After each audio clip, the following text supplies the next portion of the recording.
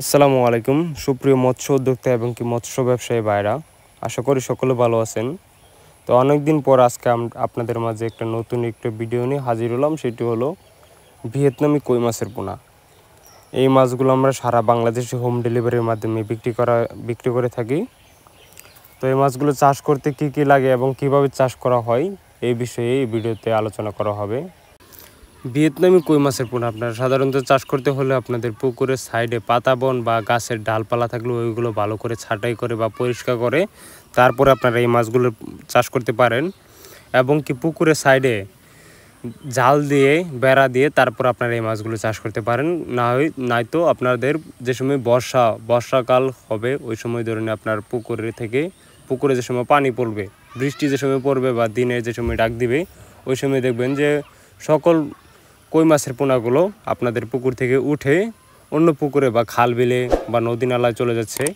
তাহলে আপনারা এই মাছগুলো চাষ করে লাভবান হতে পারবেন না, আপনার লস খাবেন 100%।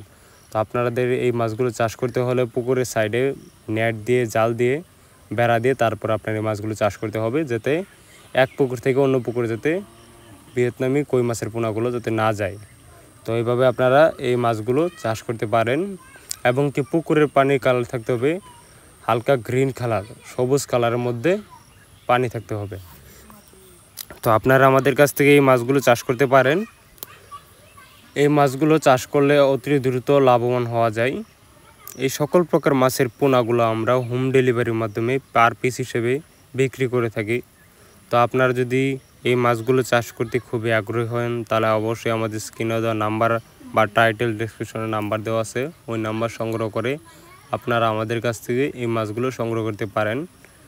তো আমাদের ভিডিওটি যদি ভালো লাগে থাকে তাহলে অবশ্যই লাইক কমেন্ট শেয়ার করে দেবেন।